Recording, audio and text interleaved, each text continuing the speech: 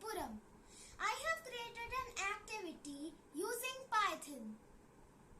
It's about finding vowels from a sentence, and they are A, E, I, O and U.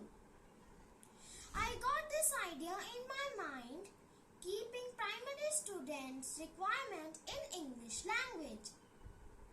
So I will show you my project which I have developed. So as you can see, this is my code of my topic finding vowels from a sentence. When we press the run button, it asks us to write a sentence like my name is Viraaj. It shows the vowels after typing. Following are your vowels, and it also counts your vowels like this.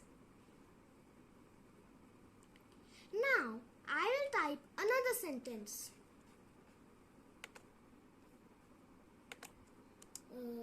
I am very happy and I love Python.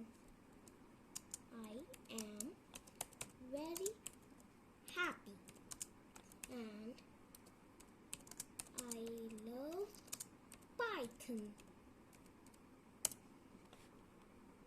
So as you can see, it showed me the vowels and I also counted the vowels like this.